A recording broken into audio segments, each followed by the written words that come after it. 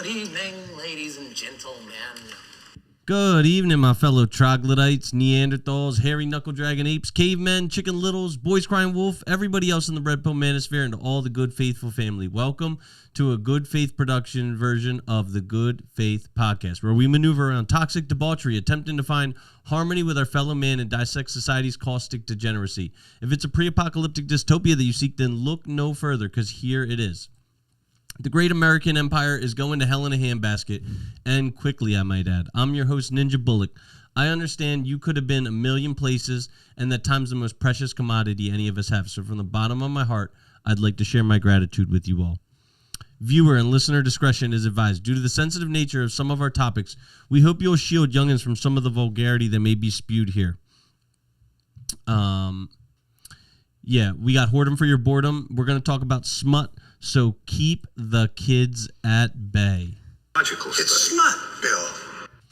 It must be noted that the views expressed by the panel are not necessarily the views of the Good Faith Podcast. We are no fiduciary. We assume no culpability of investment performance as a result of following our financial advice. We assume no responsibility if you follow our marriage and relationship advice and your marriage or relationship falls apart. That's on you. Our simple aim is to entertain and inform. But I do believe we're going to have some good advice because that's what we pride ourselves on. Anybody living in the greater Philadelphia area interested in making an appearance on our show can reach me in a DM on Facebook or Instagram at Christopher Bulick. See our Patreon link in the description if you'd like to make a campaign contribution to facilitate our meteoric rise. I ain't trying to screw you. You ain't giving me no money.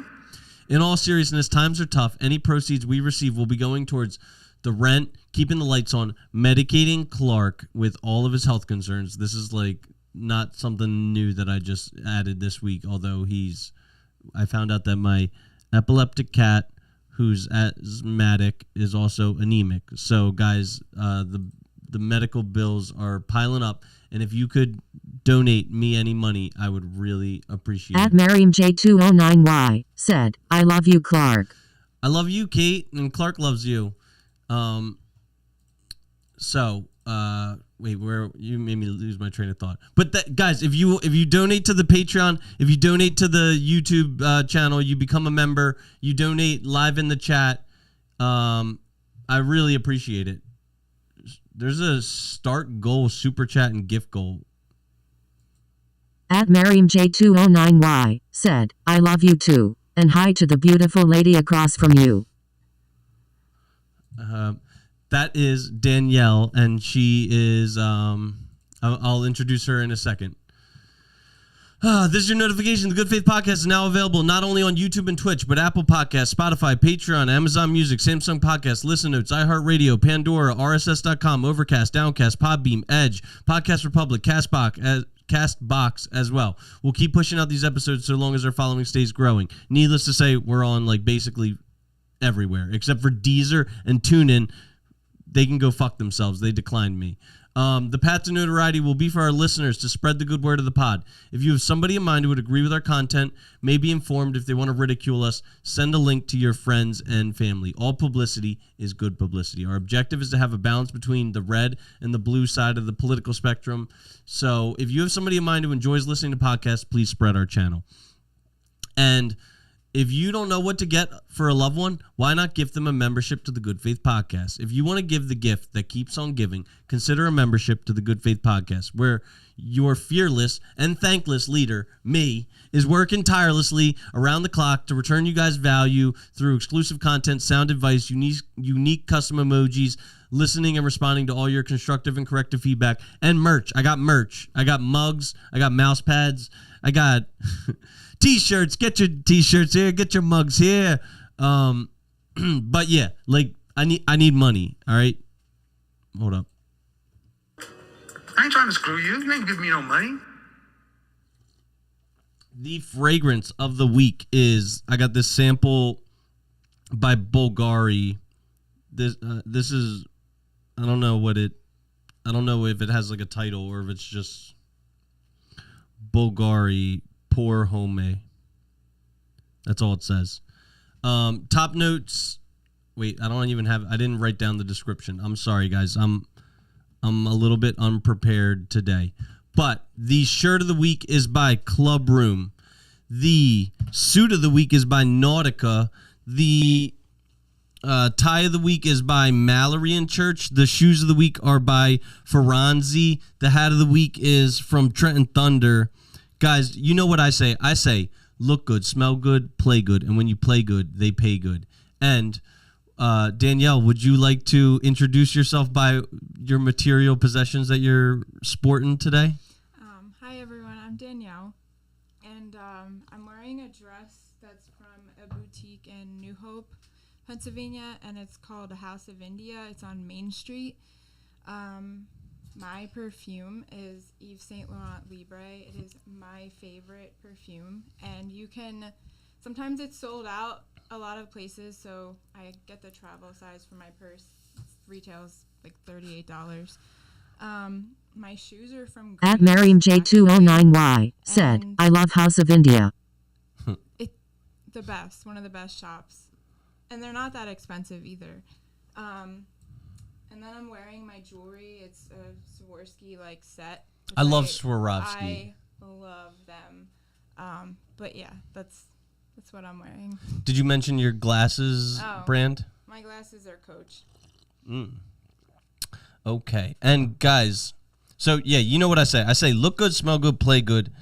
And you don't got to spend $1 million to look like $1 million. You can get stuff from thrift shops. You can get it from little boutique stores in New Hope, even though they're like I pride myself on my haggling ability and being able to haggle with, but Indians, sometimes they're tough. Some Indians are fair, some Indians are tough.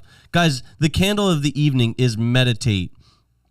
And it's got notes of bergamot and patchouli, with also notes of jasmine, rosewater, and mint leaf. So we're going to light that up and we're going to get into it. So Danielle, would you please introduce yourself by your name, age, occupation, and highest level of education completed? So my name is Danielle. I am 36 years old. I am a trial paralegal for the IRS, as well as a makeup artist. It's one of my hobbies and my passions. And I also am a mom. So that's my number one. And what was the other question? Highest level of education completed. Did you say that? I have a master's in criminal justice. Ooh, shit. Wait. I used to have the soundbite from Jurassic Park when he's like, clever girl. But I think I got rid of it. I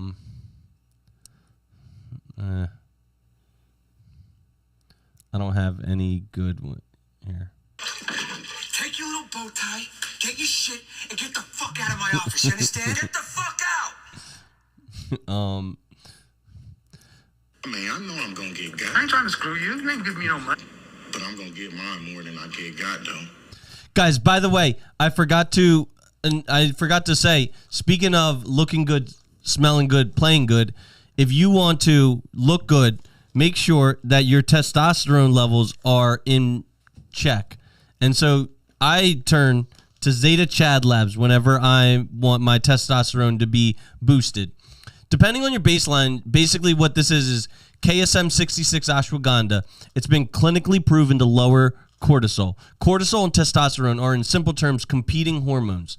Your hormone receptors cannot absorb testosterone if the body is flooded with cortisol. If your body is not absorbing the testosterone, your body stops making it at the levels that it's used to. So by lowering your cortisol in your body, you'll start making testosterone in higher rates. Then you have the three important minerals to muscle growth, and those are zinc, boron, and magnesium. You need these three to make T. So, so I take one pill of Zeta Chad Labs every day, and I'm stress-free. Would you tell us, what are your spiritual beliefs? I'm a Christian. I grew up Methodist, and I started in the church, and I was singing and playing piano, and that's how I got involved in the church. And then later on, I became a teenager, and I started going to different Christian churches. I was baptized Methodist, but later on I was baptized again for how I felt and how I was close to God, and I decided to take that leap to become baptized. And currently I attend Bethel Church in Bensalem. I love this church. It is great. The worship music is incredible. That's another hobby of mine is music. I love to sing. I may not be the best at it, but it's another one of my passions. That's how I actually met Chris. Yeah. Do you remember the first song that I sang? Or, like, what's the first song that I sang that you remembered? I remember So Into You. Oh, okay. All right, but that was a duet. You've sang so many songs. I don't remember the first song, and I'm so sorry. Okay. But you probably remember it because you have a good memory. Well, I don't know. Okay, now I don't feel so bad. Yeah. It was probably something by Frank Sinatra or Dean Martin. Yeah. Probably something by one of those two Guidos. Hey, they were some of the best singers. You're a like a half Guido, right? Wouldn't you say? No, I am not. But your last name is Cipriano. So you're like you're a Guido. At Ryan Millen 984 Actually, said, YOOO. Yo, Rye. I'm a Guidette. You're a Guidette. We'll just go with that. Yeah. I love Italian food, though. So I'm going to try and set a goal. Why won't it let me start the goal? Whatever. Fuck it. What's up, everybody? Thank you for joining us. And if you could, please super chat. Like, pay me. I need money. I mean it. I ain't trying to screw you. You ain't giving me no money. Okay. So you were saying you're Christian. You started playing the piano at church And singing. You actively go to church. I do. Ethnically Italian. And Jewish. Oh my God. You know what they say about those Jewish girls? What do they say? We're pretty and smart. Duh. Haram! Okay. Now, do I have any other questions? Oh, and your job is to be a makeup artist. So how did you get started in the makeup industry, and what have you learned in your time there? I mean, I started when I was really young. I used to do like my friends' makeup, and then I did it for a while as self-taught, and then I decided to go to school to Artist Makeup Academy in Hoboken, New Jersey, because I'm originally a Jersey girl. So I went to school there, and I spent like, I don't know, $20,000 to go to makeup school, and I hate doing hair. I prefer doing makeup, and I thought that was better than going to cosmetology school because they focus a lot on the hair, and I wanted to focus on the makeup. So we learned everything from editorial to SFX to bridal, and my niche that I figured out that I love doing is beauty and fashion. So I do a lot of photo shoots, I do a lot of fashion shows when I have time to do them, and I really just enjoy making women feel beautiful in their own skin, but accentuating their beauty. But it's something I love and I'm very passionate about. So when I have the opportunity to do a collaboration or a job, I take that, and I love it. So. And what's the is there like a part about it that is like, oh brother, like this is annoying? I would say bridal. Oh I my stress God. that bridal is, I mean, there are a lot of women At that love Godflow doing 2000 bridal said, makeup. what's up, guys? What's up, Aaron? And the worst part that I've come across is there are women that are a little bit older that it's in the makeup industry, in the beauty industry, they call them mature skin. And that means old bitch. it's a lot more difficult and to do makeup, and I feel like mothers of the bride and mothers of the groom are the worst because they think and they don't appreciate you and know that your skill set is good enough, so they want like black eyeliner and what you have in, I don't know, the 90s versus like what would be a nice like crease cut with like a little bit of shadow liner and something that like brings out their beauty but doesn't make them look like Britney Spears. I mean, and they always take away from the bride's shadow, which it doesn't always happen, but it's very, very common. And also people in general think that makeup is magic, and it's not. But I do love, I call it painting faces because I'm an artist, and I'm a face painter. Oh yeah, that's right, you are. I forgot about that. Go Birds. There'll be times when I'm like painting faces and like some woman that's like wrinkly as like a catcher's mitt will come up and be like, make me beautiful, and I gotta be like, make you beautiful? What do you mean? You're already beautiful, girl. Like like but way to be honest with them. No, I'm just kidding. Nobody wants honesty from their face painter or their makeup artist or anything. They just want. That's why we have bridal trials too. Mm-hmm. Do you think that a lot of brides fall victim to becoming like bridezillas on their wedding day?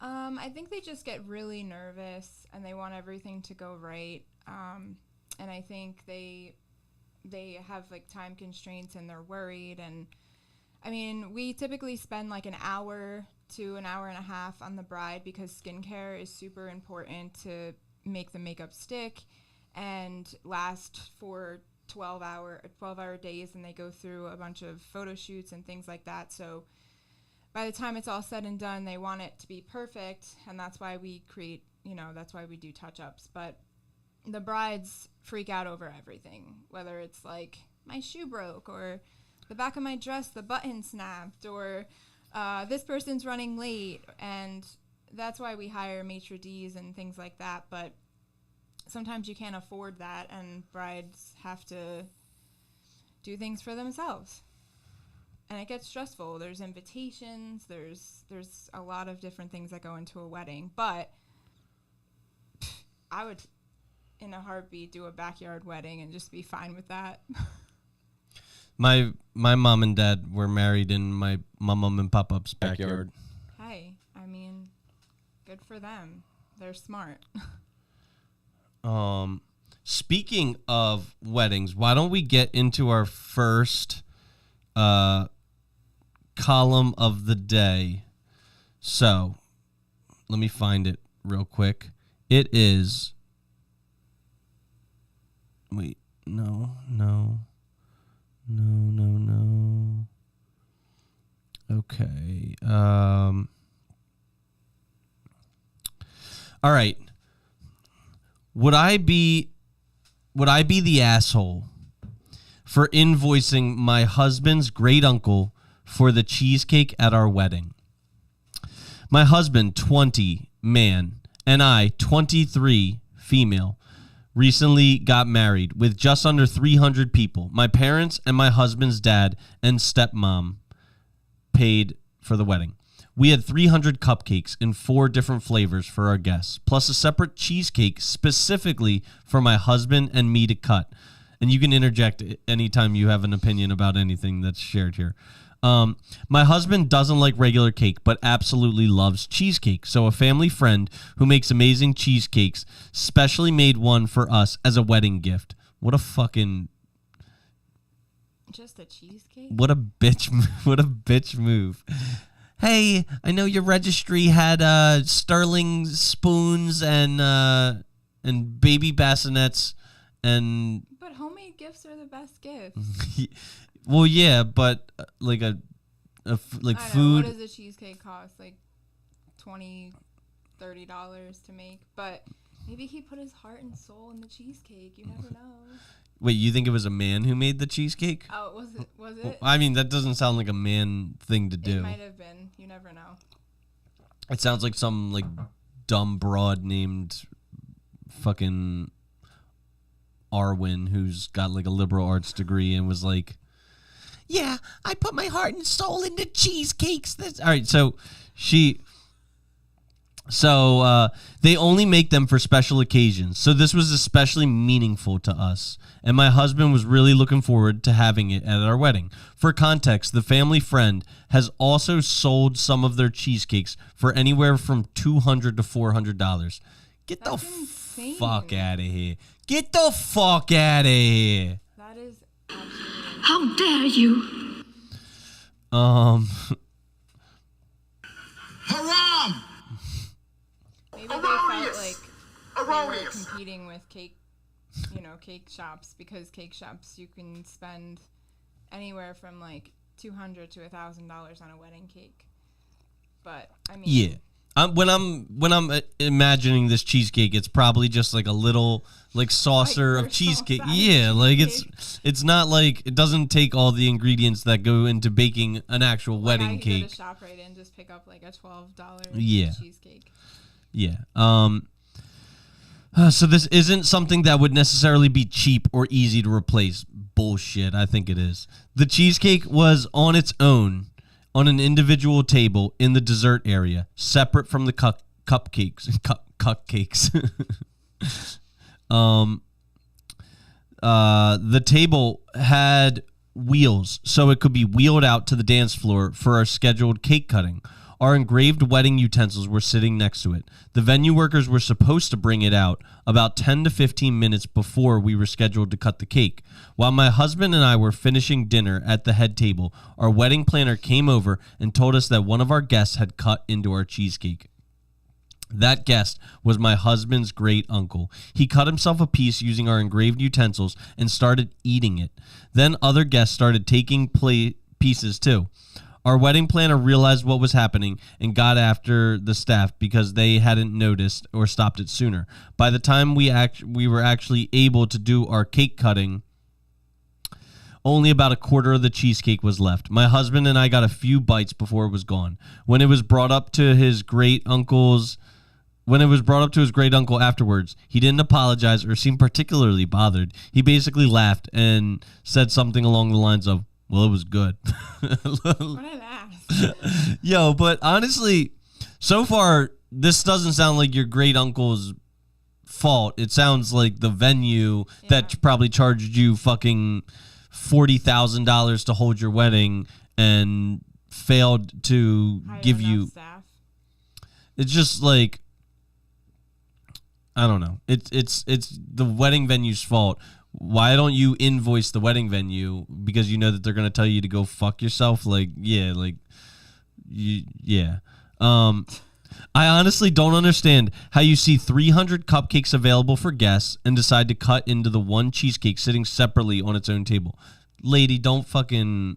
Why was it there? Why was it there? Because they didn't put it in the room with them for the cake cutting, or they didn't hide it in the kitchen until it was ready. Yeah, that's what I'm like.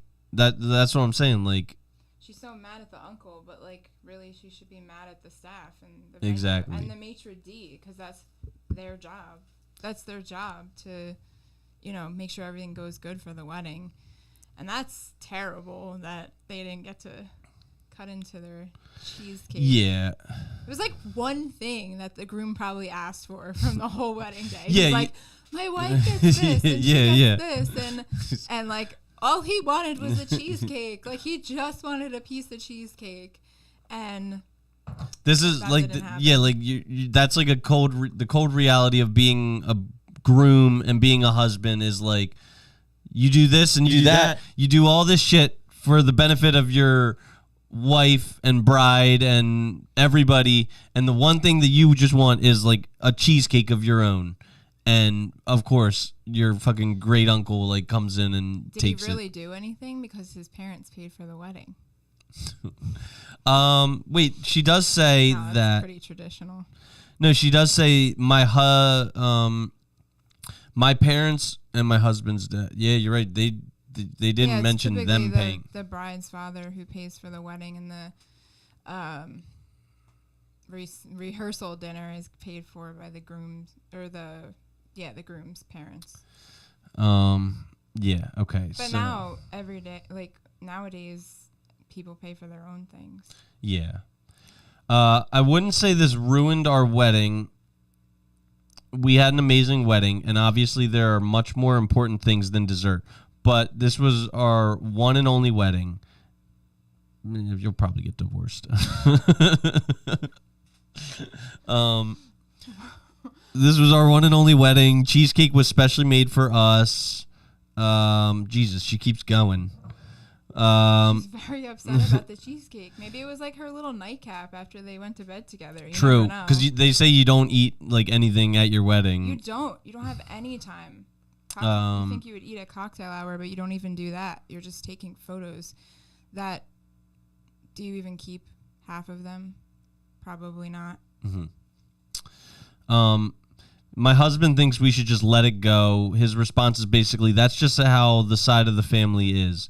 I, however, feel differently. I think people sometimes continue acting like assholes because everyone around them accepts it as that's just how they are. So would I be the asshole if I actually mailed his great uncle an invoice for the cheesecake? I'm not trying to claim that he ruined our wedding or put a dollar amount on the sentimental value.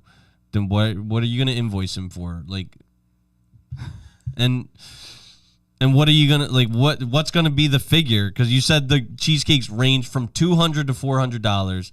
Fucking bullshit. She's just gonna charge them the highest amount. Yeah, exactly. Like thank you. Fucking. Have a nice day. You know what I say? You get nothing. You lose. Good day, sir. That's the groom on his wedding. He gets nothing. He loses. Have a good day. Go get back to work. Do you have any other comments? No, I don't think so. Okay. No, I don't have any other comments, no. All right, next one. Is the relationship potential ruined because we slept together? So I, male 34, have been seeing a 36-year-old female for a while. We recently slept together, and afterwards, when I was ultimately honest and emotionally vulnerable, never, ever do that. Never do that. I asked if she'd like to date me exclusively. She was like, no thanks. She started saying that she didn't know how she truly felt, and I tried to reassure her and say that it's okay not to know. Ultimately, if she decides we would be better as friends, then I respect her decision. Pussy. Wait. He's a fag. Maybe he's just sensitive. Yeah. Maybe men are not, like, they're emotional, but they're afraid to show it.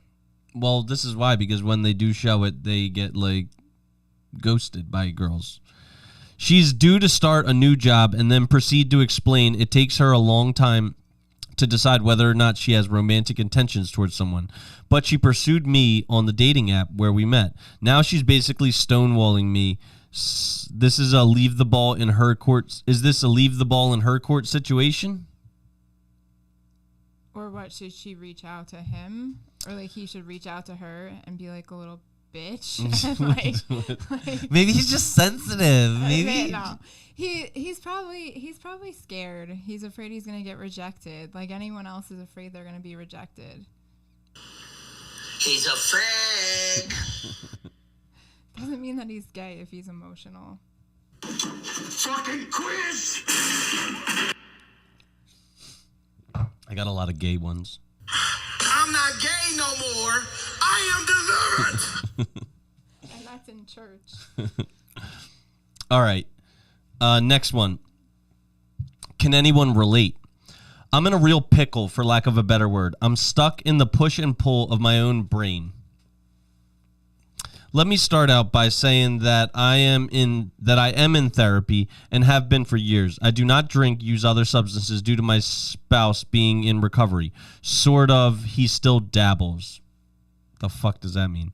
And I hate my life when I am with my husband. The Cliff Notes version is that he's an asshole who has been abusive for the 30 years I have been with him, and due to my own issues, I have stayed. We are talking diabolical shit that he has done. I'm hoping at some point I have an epiphany, but until then, my friends on this app can help me attempt to figure this out. The thought that consumes me most is someone come kidnap me and take me from this. Maybe he will die and I won't have to be the one to leave. And all sorts of other thoughts that make me feel so guilty. I'm no longer attracted to him at all. When we are intimate, I find myself saying, it's almost over. It's almost over. Oh, God. Oh, man. While simultaneously pleasing him. It's not like I'm a dead fish. I think I go somewhere else in my head to do this, and I also think in my own way it gives me the control I lack in every other aspect of my marriage. If I don't do what he wants, he treats me worse, so I just do it. I know this is bad, guys, but I just do it.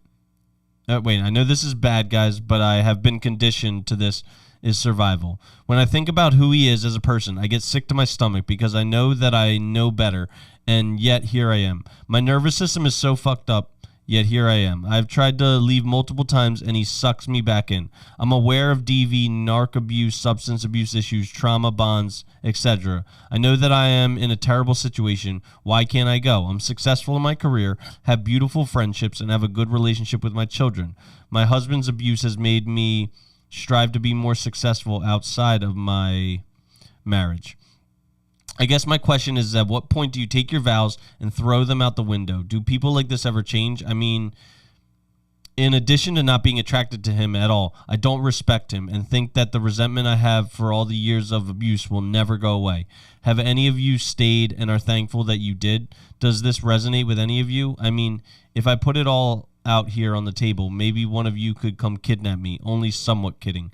Anyway, I know this is a lot, but I'm really struggling to figure out why I don't respect myself enough to walk away, and maybe it's because I think I have it worse than I do. Girl, leave his ass. I mean, there are plenty of fish in the sea that are not going to abuse her. When I remember when I was in school for criminal justice, they call it victim blaming, and I think she's so used to it that she's almost like brainwashed herself into thinking that she deserves it, which is typical with physical and domestic abuse cases. And it's sad. It's really sad that happens. But I think her thing is like, well, I took these vows and, I love this man and I'm, hoping he'll change. But clearly he hasn't changed over, what did you say, 10 years? I don't recall how long they said. I think it was longer than that. Yeah, that's... Yeah, I don't know exactly how long it's been, but... I can understand, like, dedication and love and all of that, but if your life is a living hell every day, why would you want to live in it? And I'm sure, having a good job and her kids and everything keeps her together, but if she's out here on Reddit talking about her relationship and it doesn't sound like she has support other than that, and she needs to get some counseling and therapy, and I don't know that therapy with them together would work at this point because he seems egotistical and a prick. So I mean, I would just, at that point, I would be exhausted emotionally, physically, mentally, and why would you stay in something when you're not happy? That's how I feel. Yeah, I agree. I mean, yeah, it just... And dangerous. Like, dangerous. Yeah. Yeah. Yeah, it's not like you get... It doesn't seem like she gets any benefit from being married to him. Yeah, no. So just leave. I mean, I know Get out right now. It's the end of you and me. Who's that, JoJo? Oh my God, we have this man in karaoke that like Joe. I love him. He just like, he's wild. He you comes know in and it's just a little too late. Yeah, he's like JoJo was on social media and she like recognized that I sang, and I'm just like, yeah, go Joe, okay. He's a fag. He actually is. There's nothing wrong. I'm not gay no more. I am delivered. That's not a question for him. No, but it's like it's He's all talented, good. Yeah, I love him. I love like openly gay men that are comfortable. Yeah. I like them a hell of a lot more than lesbians, I'll tell you that much. Oh my gosh, they're also gay. They're in the gay community. All right, so the next one. Am I overreacting? Girlfriend revenge. So basically, my girlfriend of a year had told me before we started taking things serious that she wasn't into porn, had been cheated on in previous relationships, and considered porn cheating.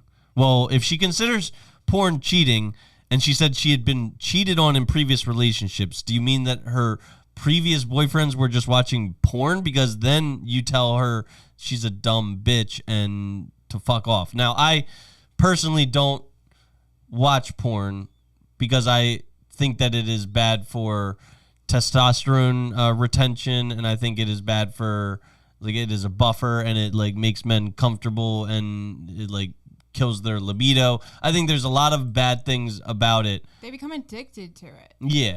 And that's not great. That's not a good benefit for a woman. Yeah. So I can understand. Well, actually, devil's advocate, if you watch porn, but you could watch it together, then it would benefit them.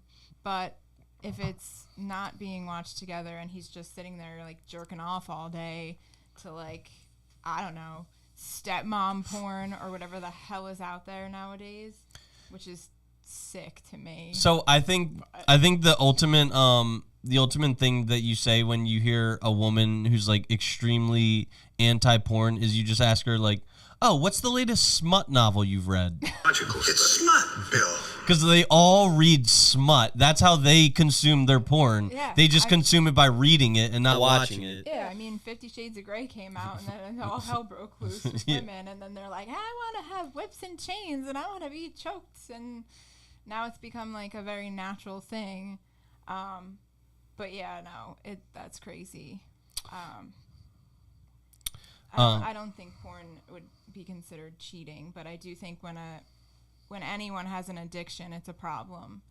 So yeah, like I think there's a litany of things that are more productive than watching porn, and I think that it separates you from the Lord and it puts you on like a lower plane of purposeness. Purpose. I agree with that. Yeah, but I don't think that it's like that bad. If you just like jerk off to porn like once every 30 days or every 14 days or something like that for 15 minutes, you just go into the bathroom, although that'd be weird. Like you just go. You mean like you're in the bathroom when you're like giving some sperm donor shit and you're like, oh man, this is the only like porn I get for the month. One eternity later. It's like, what are you doing in there? My monthly. Stop it. Get some help. All right, but so she waited a few weeks and confronted me about it. I admitted my wrongs. What kind of recovered addict is this? Like, I admitted my wrongs. I did a ninth step. Well, maybe she's like doing an amends. Maybe he is? Oh, he's yeah. admitting his wrong. Yeah, I admitted my wrongs, did what I could to make up for it, and show I was in the wrong and everything, etc. Not excusing my actions. Relax, dude. You masturbated. You didn't fucking murder a hooker. It is a sin. Not excusing my actions. Several months pass, and everything is fine, back to normal, etc. But yesterday, I walk in on her taking several cleavage pics with her shirt down and ready to be sent to someone in iMessage. The fuck? Plot twist. After confronting her and her denying it, and her denying it was for anyone but me. For a minute, she showed me they were sent to her ex of 3 years that she's actively friends with and has always made me feel uncomfortable, whether that by my own insecurities or not, as well as some random online friend she has. The reason being to make me feel as awful as she felt when she saw my fucking bullshit, dude. What a bitch. Like, I mean, it's playing on his insecurity, which is completely wrong. I think it's just a straight up lie. Like, I think that, like, she's just digging up some shit that you did in the past. I'm saying. Like, yeah. She's using it as an excuse for what she's doing, because typically when your partner is doing something wrong, they are hiding it by blaming you for something else. Which, what do we call that, women? Is that gaslighting? We call that gaslighting. It's gaslighting. It's stonewalling. It's trauma bonding. Know, like, that woman with the abuse probably got gaslighted a million times. I know I've been gaslighted in my life. Yeah. He's a narcissist. He's manipulative. He's an asshole. Go send those cleavage pics to whatever random ex used and abused you. That'll make you strong and empowered and independent. And then, the next thing she's going to be like, well, we were struggling with money, so I needed to make some extra money. So really, it's only for you. Fucking, yeah, bullshit. Like, you should leave her, bro. But leave her at top speed, and, like, that's inexcusable. Cut and get a woman that wants to watch porn with you. Mm-hmm. Yeah. I'm going to move this mic because I'm just realizing this mic's kind of in your... Oh, it's picking up, like, feedback on mine? No, it's like blocking your view. Let me see if that looks better. Oh, the view of this handsome man in front of me? No, the view of the beautiful woman in front of me. Well, not my view. It's blocking the camera's view. And I want the camera to... Okay, sing it. Okay. Yeah, like, leave her, bro. That's all I'm saying. I agree. Next one. A guy I was seeing wants to be casual now because I wore sweatpants to dinner. I'm 24, a female. I met a guy, 29, on Hinge. We went on a couple dates and everything was going really well. He said he wanted the same thing as me, which was a long-term relationship, and he wouldn't text me throughout the day, and he would text me throughout the day and plan dates. We texted regarding what we were going to wear on our third date, which was going to a small casual udon restaurant, then watching a movie at his place afterwards. I told him I was thinking of wearing either jeans and a bodysuit or sweatpants and my new top because I wanted to be comfy when we watched the movie. His exact words were, "That all sounds good to me. Whatever you're most comfortable in." The date went well and we went back to his place. Turns out he tried to get me there solely for sex, which I told him I wasn't ready for because, oh, gotcha, you're not ready for sex, but you're ready to start dressing like a slob? The fuck is the matter with you? And Netflix and chill. Like, what? Yeah, like, she's not ready. She's not ready for sex, but she's ready to have him stuff her blowhole with food from like a nice restaurant, and she's not even gonna dress up for it. What is it, like the third date? The third date, yeah. Why are you like being a slob on the third date? Because I guarantee she doesn't feel like she has to work for it. Exactly. No women out there feel like they have to do anything or work for it. I It's guarantee. Like, hey, yeah, I'm gonna put my pussy on a pedestal because, like, men just like whatever. But no, like, be real. Like, these men. She wants to fuck me. She wants my dick in or around her mouth. I guarantee. Look presentable though. I guarantee if she was going out with her girlfriends, would she be wearing sweatpants? Absolutely not. No, she'd be dressed as good as she possibly can. So what she's communicating to this guy is like, you're a fucking nothing. loser. I don't really care. I guarantee if she was going on a date with Usher or Chris Brown, would she be wearing sweatpants? 100% no. No. She would be dressed to impress. So she doesn't give a fuck about impressing this guy. She's not even going to sleep with him. Fucking leave her, dude, and make her pay the bill. Like, if you paid the whole bill, fucking Venmo request that bitch. I don't know. At Keith McRae said, people that wear PJs to stores. Weird American habit. Did you say people? People that wear PJs to stores. Weird American habit. It's fucking, it's people behavior. People who are too poor, they can't even afford the R. Like I could see like you running to the grocery store and like throwing on some like sweatpants. Of course, that's like not going on a like, date. Sweatpants with no makeup on. What is it like? That's when you're the prettiest. I hope that you don't take it wrong. Well, not in this case. I mean, clearly she didn't apply herself or care. So. But it's just like, yeah, like going to fucking Trader Joe's to get some like chicken nuggets is completely different or like than the McDonald's drive-thru on a yeah. date. Completely different than a third date, which is when, like, the third date's the most important date. That's, like, usually when anybody who has any walls up about whether sex will or will not occur, that is when it is. They become comfortable with each other enough. And I think that sweatpants are it's disgraceful. I feel like, I don't know, like, when I go out, I like to dress up. But if I'm home, like, I'm just chilling, that's fine. But sometimes even when I go to the grocery store, I'm like, well, because I'm a makeup artist, I always have makeup on, whether it's like a natural beat or like whatever. I still like try to be presentable because you never know who you're going to pick up in the grocery store. Oh, okay. Oh. I think, I bet you Keith right now is like, Keith is furious that I'm wearing a ball cap with a suit. Like he would like, if he could have his way. I think it's cute. It's very versatile. I look like I just got drafted by the Trenton Thunder, yeah. But yeah, Keith is like a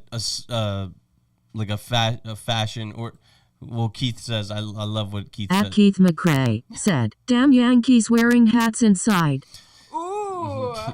Keith says That's true. Keith says fashion is for women and children and gays. Style is for men. So he's like a style expert, and he does not like ball caps. But I do. So hey, do what you want to do. Yeah. I don't even know if we got. I don't even think we got through this. Wasn't ready for because some personal reasons. Turns out he tried to get me there solely for sex, which I told him I wasn't ready for because of personal reasons. Once again, bullshit. You think she would have had personal reasons with Usher? You think she would have had personal reasons with Timothée Chalamet? No. She's just not interested in fucking him. She's interested in eating food that he's going to pay for. Leave her, bro. It's like that movie. Bullshit. Bullshit. Call her on her bullshit. Yeah. That's what I would do. Next morning, I received a text saying he only wants casual because why would you only want casual with a girl who doesn't fuck? What are you doing? You gonna pay for her meals more? Fucking leave her. Next morning, I received a text saying he only wants casual because of personality differences. I asked him what personality differences. What about the fact that you won't have sex for personal reasons? I won't get in a relationship with you for personal reasons. What personality differences? Yeah, you shovel too much food into your blowhole and you don't pay for it, bitch. I seem to get along great and have similar interests. He sent me a huge message saying that he thought if the intention was long-term, he expected more of an effort at dinner than sweats. Facts.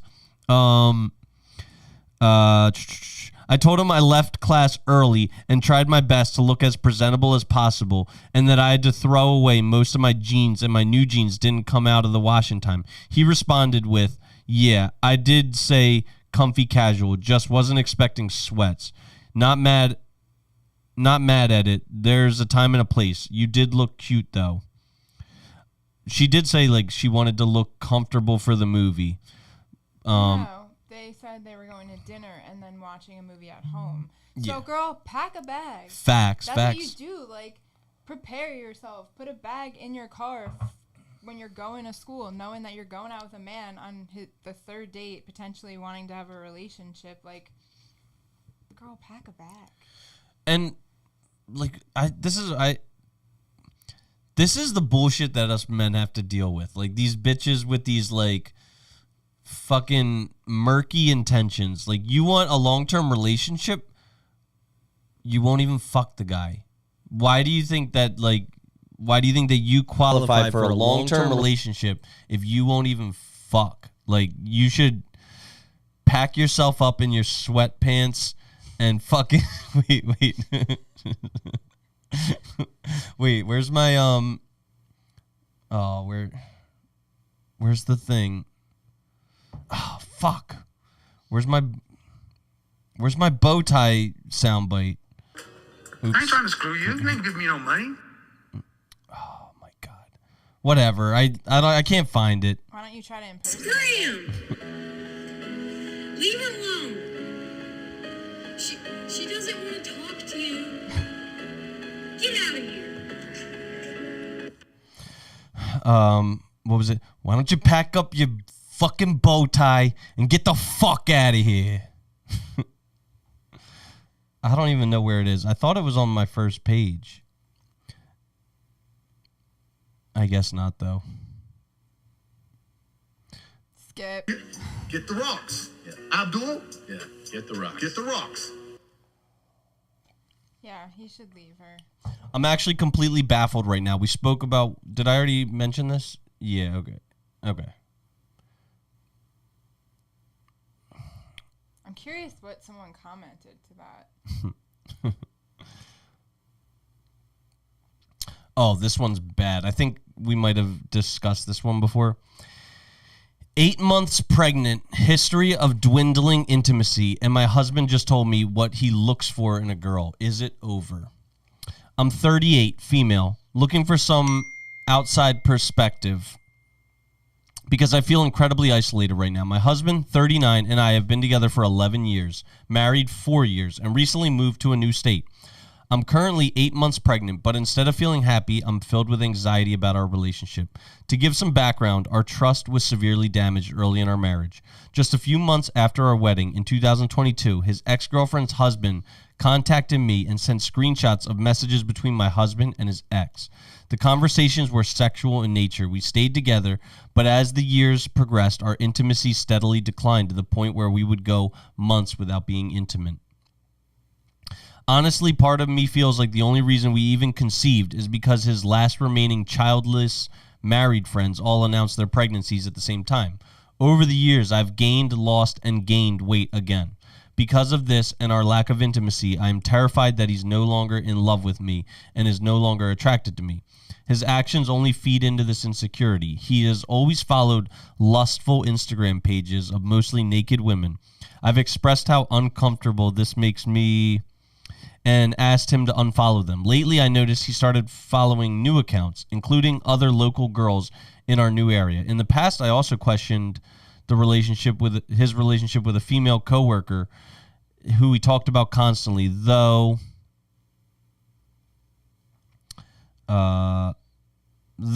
he brushed it off by saying he views her like a younger sister.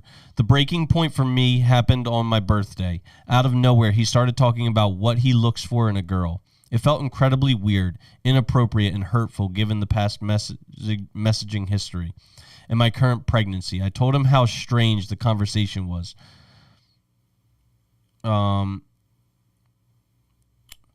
With a baby arriving in a month, I'm feeling incredibly disconnected, insecure, and anxious. Am I overthinking? Is it the hormones, or is it possible he just fallen out of love with me? How should I handle this? Girl, your hormones are out of whack right now. But I think there's a huge trust issue with them. But I think it should have been addressed early on, especially when he first started following bitches and deciding to do what he's doing. As far as her being pregnant, I mean, she can't really do anything about weight loss or gaining weight. But if he loved her, he'd be like, baby, you look so beautiful with your big belly, But At Jamie Harknett 9620 said, hormones out of whack and trust issues. yeah. Exactly. Yo, what's up, Jamie? Jamie is a member of the YouTube channel, so I'm gonna give a good my man to Jamie. Jamie, if you're interested, the fragrance of the day is Bulgari. I'm not sure what it's named. I just have the little like sampler. And guys, you all should become members just like Jamie. And we gonna need to get the likes up. If we don't get the likes up in the next like 15 minutes, I'm gonna shut this shit down, man. This is the hell you thinking, man? We need to get the likes up. That ain't gonna work. That's not gonna work. That's not gonna work. Having At no. Jamie Harknett 9620 said, Dolce & Gabbana light blue is what I'm wearing today. Dolce Love and Gabbana. that. Yeah. That's a like an OG fragrance. Mm-hmm. It's like I noticed a lot of I used to work in the perfume industry too, and a lot of women that don't want a strong like fragrance on wear it, like nurses and So. yeah. So I mean, it sounds like she's been communicating with him pretty thoroughly. Yeah, I just like I know it's like awfully simplistic, but a lot of like who's the selective sex? Men or women? Women. Yeah, so why'd you pick them? Did she know beforehand, or did he like love bomb the shit out of her in the beginning of their relationship before she let herself go? Well, why'd you let yourself go is my other. She's like, I can't trust you anymore, so like, I'm withdrawing from everything romantically with you. Well, and this is like a big problem is also like women will let themselves go in a marriage, then they'll get divorced and they'll like try and like work on their revenge body. It's like if you would just keep yourself in shape, you would never need a revenge body. Now, that doesn't necessarily change the trust issues and the like and all that stuff. And she's like, this girl's pregnant, so It's different. yeah, it's different. But I will say that you still chose like a lustful man, a man who has lied to you, a man who got caught lying to you. So like what? But prior to that, didn't she say that they were having a lot of sex? She said that their intimacy frequency has been steadily like declining throughout the years. Since he's been looking at Instagram photos and exchanging information. Yeah, and also messaging his ex who's He's married. cheating on her. Yeah, like you should not have chosen this man to procreate with, and She's like pregnant now, so she's like, what am I gonna do? I just like have to stay with this man. But I mean, she doesn't have to. you don't have to She stay doesn't with have him. to. Like yeah, you like can just leave, like up and leave. Like Yeah. he's cheating on you. You're worth so much more than that. Just because your hormones are out of whack, girl, just leave. Like, how do you make a hormone? How do you make a hormone? how do you make it? Mm-hmm. Cells? What do you mean? You don't pay her. Oh my god, you're the worst. But Gay. Okay, next one. $8,000 in credit card debt, but $6,000 in savings. Should I just pay my credit card? Context is I live at home with my parents and boyfriend, which I can see being a weird situation. We could have been living 2 hours away otherwise. Someone was going to have to move. And of course, our goal was to always move out at some point once I got out of college and saved enough. 2 years post-grad, and of course I somehow dug myself into a hole with credit card debt, and now I'm here. I've been paying over the limit, but it just seems like it isn't going anywhere. Just been consistently in the $7,000 to $8,000 range. I guess I'm asking, is it worth it putting more of my savings into pay the credit card off at this point? I'm dealing with high student loans payments as well, so money is just tight. My savings has been in the $5,000 to $6,000 range for months now. Keith McRae said, pay off the card. Keep $1,000 as emergency buffer. I agree. I'm nervous about not being able to get that back up if I put it all towards the credit card. And there goes moving out for another 2 years. Or maybe I'm just a pessimist. I don't know. Looking for insight. Pay off the credit card. She's just going to, the interest is just going to go up and up. And then she's going to be $20,000 in debt. So you agree to just save I agree with Keith. Yeah. Pay it off. Pay most of it off, I guess, as much as she can. And leave money in her savings account. Yeah, you never know when she's gonna break down her car. That would leave her with $5,000 in her savings account, and the debt would be down to, or no, that would leave her with $1,000 in her savings account, and that would bring the debt down to $3,000. I thought you said it was 6. No, she has 6 in savings. The debt is 8. Okay. Yeah. So I agree. Pay as much of it off as you can. Take the have a buffer for emergencies. Yeah, because the student loan debt interest is a lot lower than a credit card interest. Yeah. Okay, here's the next one. And I love this girl. She seems like she's an amazing person. Well, thank you. What's the blowjob norm in your marriage? Also, drop your next level BJ tips for BJ friendly marriages. Yo, fucking. My man. You'd ate her ass.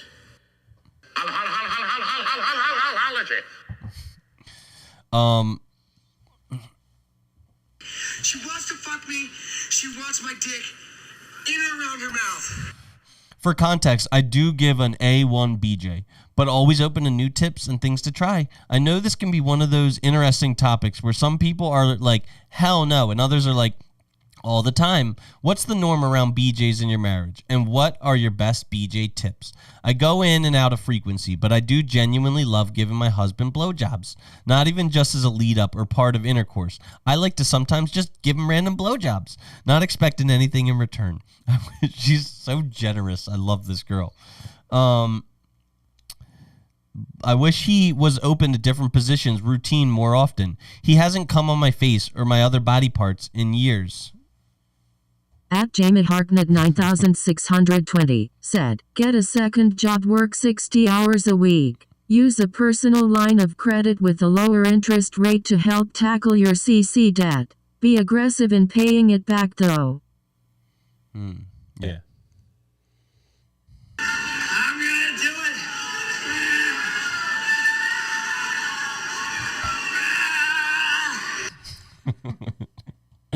it. I do go blah, blah, blah, blah, blah, blah, blah, blah. I like to blah, blah, blah. He hasn't come on my face, blah, blah, blah. He prefers to come in my mouth and have me swallow. So that's what he gets. If I tell him to come elsewhere, he will do it.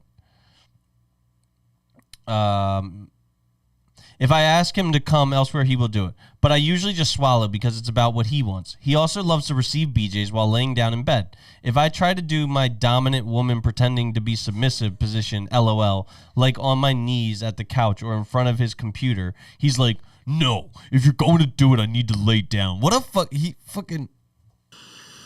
He's a fake. Fucking take your BJ however it's prepared. If it's prepared hot and ready, if it's prepared cool, if it's prepared on its knees, if it's prepared on the bed, don't make this any less enjoyable for her. Seems like a willing blower. You need to nurture. Anyway, the wind blows. Wait. The only way we have really spiced the BJ game up is public BJs. He hasn't happened in a couple years, though, so we should get on that. We stayed at a hotel once when visiting my parents, and I brought up doing it in the hotel lobby because not many people were there and no one was in the seating area. He declined at first and then changed his mind. That time, I got the on my knees thing I wanted. At home, he's very loud during blowjobs, but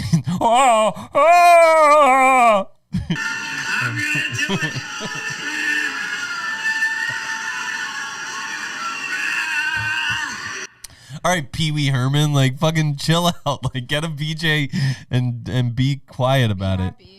What? Be happy about it. Damn. I'll be working it. He's very loud. She likes it. She said in quotation marks, very loud. So I wonder if he is like legitimately like Pee Wee Herman, just like ah, ah!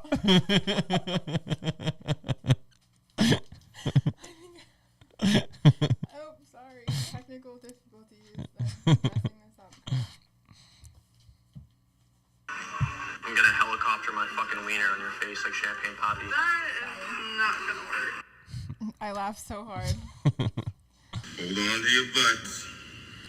I mean, clearly she's like feeling safe and can be submissive, but it is kind of like ironic how she's like, well, I'm trying not to be dominant, but I am being dominant. Like, what are you? What are you?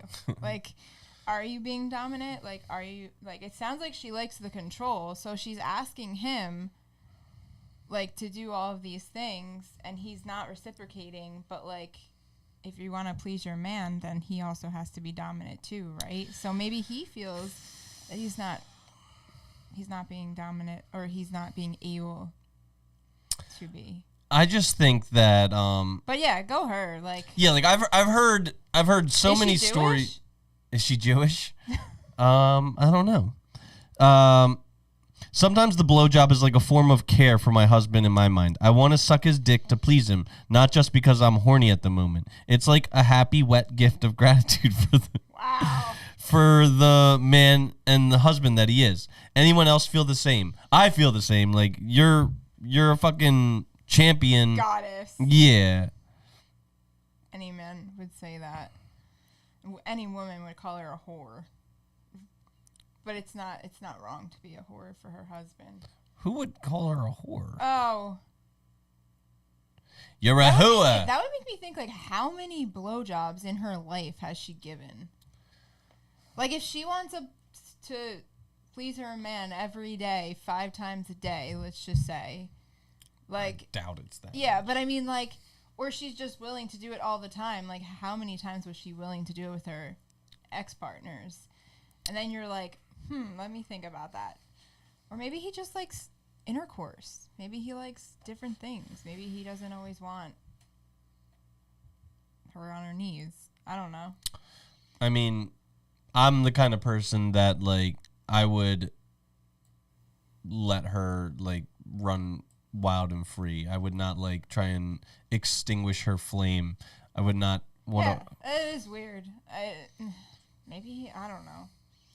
Some men just want to watch the world burn. Who knows? This Keith. Relationships are funny. Keith McRae said, "That's a whole lot of goblin." All right. So And swallowing. so She eats her protein. it's a good source of protein. Well, so I hear. I don't You're like, I don't really know. Yeah, like, but what, like, Gay. what if they're like just doing it in the dog walking park on like park benches or something like that? And I mean, how long have they been together? I don't think it's said, but honestly, like, But I feel like you need to do things to like spice up the relationship, and sometimes like the rush. At of Keith doing it- McRae said, "Breakfast of champions, amino acids." I feel like doing it in public, there's some sort of like, what is it called? Like, it's like a rush that you get, but also like it's forbidden or something. So maybe he feels in, you know, that type of way or whatnot. But I feel like spicing things up is like a big thing when you're in a long-term relationship, because sometimes shit gets old and you gotta do that. But like, I know with me, like, definitely public I'll say occurrences, like, definitely make me feel that way, like give me like a rush, because you're like, oh my god, like I'm doing this and it's so bad, like you almost feel like you're maybe, you know, being punished a little bit. You're not. From the streets, I'm a bitch from the streets. I'm just being honest. You got a big dick? Huh? You have a big dick? I mean, it's above average. I ain't no Ron Jeremy. No. I asked you if you had a big dick. I just said it wasn't above average. All right, the next one is sex with my husband sucks. He says it's the best he's ever had. My husband and I have been together for 5 years, married for 1, and I think I've made a mistake. I stayed because he was the nice guy. Ugh. Fucking whenever a woman hears nice guy, her like pussy like shrivels up like a raisin. What's wrong with you? And is always actively making me feel loved, safe, and cared for. However, the sex was never great. I felt very comfortable with him after the first time we had sex, so I stayed. I've always been the girl who didn't want cuddles or to stay over. She's for the streets, that's why. Like, From the streets, I'm a bitch from the streets. however, I'd be out the door or kicking guys out after sex, but I didn't get that urge with him. I actually wanted him to stay. I felt comfortable being nude with him, and I hadn't experienced that before. Now, at year 5, I'm over the bad sex. He jumped. Keith says you're actually funny and a good guest. Thank you.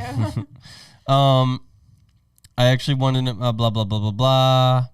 Now at year 5, I'm over the bad sex. He jumps straight into things without foreplay and needs me to spell it out for him. I want him to do to me, and he needs me to spell out what I want him to do to me to get me on. Lube has been a main event, and we blamed it on hormones. Damn, What do you think? How old are they? It doesn't say, but they've been married 5 years, so. I mean, I think communication during sex is important. I feel like any intimacy, like, communication is important. I feel like, but you shouldn't have to tell a man, like, how to please you. I feel like it is definitely important to communicate, but, like, I feel like it's also super important for the man to know, like, what he's supposed to do. And you would think after being together for 5 or 6 years, like, they would know each other's, like, bodies, and they would be able to, like, you know, like, they would just know it, and they would be able to make each other happy sexually. But maybe she needs to, like, add a toy. Or I think like communication is right when you were saying, this reminds me of Taylor Tomlinson's bit where she's talking about like how when you want to communicate to like your lover, you can't just be like, do it like this. Like Greg did it like this. Greg didn't do anything right. He did that right. Like just call up Greg. Like you have to like tap dance around to be like, hey, you know what I think might be fun if we tried it? Like, try it like this. I mean, come on. Like, it's not like it goes like that. I feel like it people don't want, it's like not comfortable to like tell your partner, like, hey, you know, you're not really doing this right, or like the connection's not there, or like, because you feel like you're going to hurt their feelings. And I kind of get that. Yeah. But that's why, like, you don't say it like standoffish. You're just like, yeah, you know, I'd like it if you did this because I think that it would like please me more, and you know, I think it's good for us to be able to like please each other in the right ways. And I don't know, just like not be like, well, you know, I'm having trouble orgasming because you don't do the things you are supposed to do. and I don't really know how to tell you, and I don't know how to communicate, but men, like, are stupid sometimes. Like, they literally can't think for themselves sometimes, and they think like they're in a box. So, like, everything... Oh, do you want to tell your waffles versus spaghetti? Yeah, like, talk about it now. Okay. So, like, I always say, and I heard this, like, a long time ago, but I kind of came up with my own, but I feel like men are like waffles. Because you have, there's boxes in the waffles, and men just, like, think one thing, and they focus on that one thing, and they just jump from they don't even jump, they just focus on that one thing. When you have women, they're like spaghetti, and they're just thinking, like, their thoughts are all over the place. I mean, I guess ADHD would do that too, but I feel like women are all over the place, and they are thinking of this and thinking of that, and I feel like their minds, actually this ties into sex, because women probably let go and their minds, like, turn off during sex. So then they also feel like they have to, like, tell a man, like, what to do, and they're like, what the hell? This is my time to relax. Like, what is this? But yeah, no, I just feel like they're one-track focused, and, like, nothing else matters at that time when they're focusing. So they don't really understand what's going on, and they do have to be told what to do. And then women, they're all over the place. Yeah. But maybe it's not such a bad thing, because I guess if you're giving blowjobs, you want to be all over the place, right? Yeah, but this woman, I bet you, is not giving many blowjobs because she's feeling neglected. Yeah, feeling neglected. So she's not gonna want to have a generous spirit about her. Poor woman. So we have sex the same exact way every single time. I've started avoiding sex because I'm bored of it. I don't want to keep telling him how to touch my body and to slow down, that I need more time to warm up. He jackhammer fingers me and will rub my clit while dry. Ouch! And I keep having to... Oh my God! Stop making me laugh so hard! Stop. Stop it. Get some help. And I keep having to tell him to stop, which kills the mood. He says he doesn't know what to do because none of his moves work on me. It's been years and I'm over it. I keep hoping it gets better, but doesn't. Sex is one area I don't want to have to teach him. I miss the way my other partners would just explore my body and find out our turners. Yeah, I was thinking the exact same thing. So I've been avoiding it. He thinks I have a low sex drive, but it's quite the opposite. 3 times a day with other partners, and with him, I just don't want to put in the effort for bad sex. Not sure what advice can help besides divorce, open relationship, sex therapist. I'm at my wit's end, being sexually unsatisfied. If you are in an open relationship, I suggest that you... Let the boy watch. Let him watch how Tyrone does it, and maybe he'll pick up a thing or two. Yeah, that's what I was going to say. Maybe he needs to take a class or two. But, like, what he really should do is, like, sit, like, they should get a nice hotel room, sit him in the corner chair, and, like, give him, if he's got bad eyesight, give him some, like, reading glasses, like, make sure that he's paying attention, call over that guy, the neighbor, the milkman, or whoever you, like, Pool guy. Who? The pool guy. The pool guy, and have him, like, explore your body, and then once, like, he sees what some other guy does, what's going to end up happening What do you is call that? cuckoldry. Yeah, that's sad. Let the boy watch.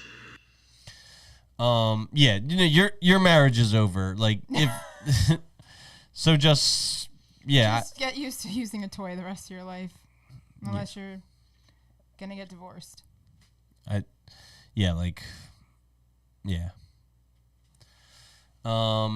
Next, prenup talk ended things. So I'm 29.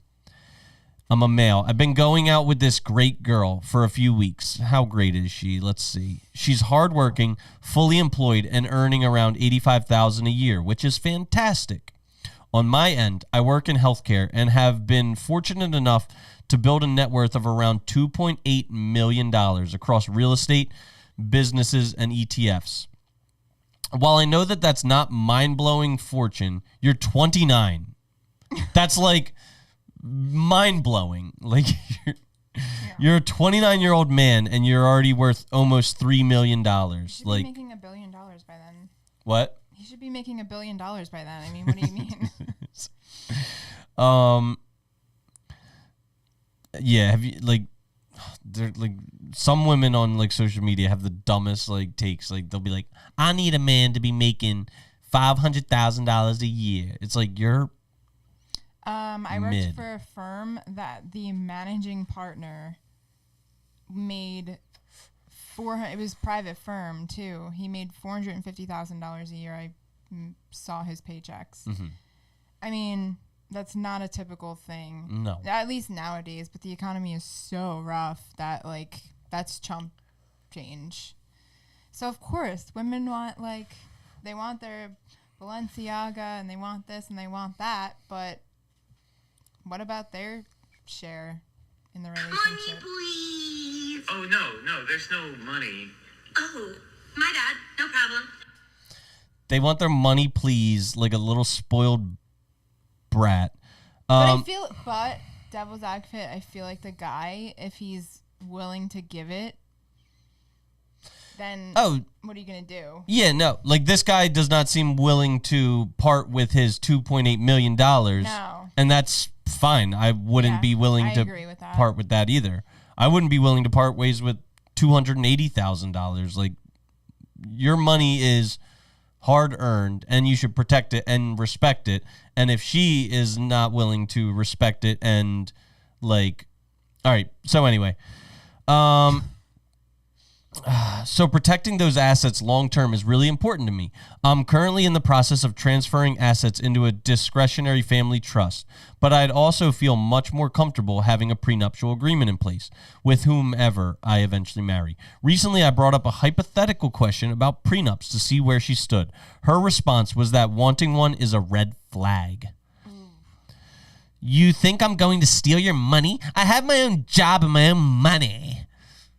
Wow. Shut up, bitch. Like, your fucking little $85,000 a year is nothing. I'm a 2.8 millionaire. Like, I'm a fucking 29-year-old millionaire. You're a fucking... It doesn't say how old she is. I'll bet you she's older, though. Well, I mean, like a 29-year-old millionaire is not a common thing. So, but a woman, how old is she? It doesn't say. Well, he's 29, so she's... you never know. Every one of these ones that we've read, I've noticed the man was younger than the woman. Or, like, at least, like, the same age. Like, it hasn't been... I haven't seen any where there was, like, a stark age contrast. People talk about men in their prime, huh? Yeah, well, like, think about if he's 29, what is his net worth going to be when he's in his prime? He's going to be a billionaire. Yeah, like, give him 15 years, and that they say that money invested in the stock market doubles every 7 years. So in 15 years, that's going to be $6 million. That's going to be $12 million he's going to have if like he doesn't even need to contribute to it. Or he could lose it all. And then he could be like, I need your $90,000 a year to survive, bitch. Like, well, I think that he's smart for imposing a prenup on this woman. Yeah. I agree with that because I guess what maybe this is probably not her thoughts, but like traditionally when you get married, a traditional would be that the husband is the provider and the woman is a stay-at-home, and they do not have a prenup because they have joint bank accounts and joint money. But in today's world, that's not the case. And like you said, people work very hard for their money. I know for me, like, that's definitely something that I would consider is getting a prenup because I want to protect all the assets that I have. But I think he's on point. I think that she calling it even a red flag is weird. Like, you calling it a red flag is a red flag in yourself. Right, like, exactly. Why, like, I don't want to steal your money. Then why do you have any issue signing a prenup. It's signing a piece of paper that contractually obligates you not to ever steal it. And if you get married, this is a hypothetical situation. They're not even actually. At Jamie Harknett 9620 said, "Hope you're doing well, Chris. Gotta jump off here because I'm having dinner with my parents." Smiling face with sunglasses. All right, see you, Jamie. Thank you for joining us. Thank you, Jamie. Yeah, Jamie and Keith are actually right around the same part of the Great White North. Jamie's in Edmonton and Keith is in Calgary, so they both live up in like the middle of fucking nowhere. Anyway, I felt uncomfortable even bringing the topic up. Now I feel even weirder about how it landed. I certainly don't view her income or status negatively, but I do want to be upfront about asset protection down the track. Am I out of line or moving too fast by bringing up prenups this early? No. Do you think, like, when do you think that sort of conversation should be discussed? I mean, I don't know, maybe when he's like, before he's ready to put a ring on it. I don't know. But I feel like that, because is that something that I mean, yeah, I guess I don't know, can you sign a prenup before you're married? I thought that's the purpose of it, was when you were getting married. Well, it's a prenup. Like, you prenuptial. do sign it before you're married. Right, but it's not like you would sign it if, like, I would say when he wants to propose, because he's going to become, I think I've actually thought about this a lot, and I think that, like, if you have $2.8 million, the cost of drafting up a prenup, like hiring a lawyer to draft it up, is nothing. Why not just have every single, like, talking stage that you're with, just sign it, and if they won't sign it, then you'd be like, oh, okay, well, like, I'm glad we had this discussion early. Yeah, and not late. Like, I think that it's a good thing that he's, like, bringing it up now, like, early enough that he's like, well, if you're not going to do that, like, I can move on to the next. Yeah. Because obviously you're not going to be that person in my life because you want to steal my money. Like, yeah. But there's so many gold diggers out there. It's, like, ridiculous. Yeah, and it's sad. It is really unfortunate. I found out. No, this one's like super long. I don't want to do this one. Look at that. It's like fucking like 8 pages. Like, chill out. And this one's also really long. We're going to skip these two. Oh, why don't we talk about what's going on in the news right now? So, in the WNBA, you know I'm always talking about Sophie Cunningham because I love her.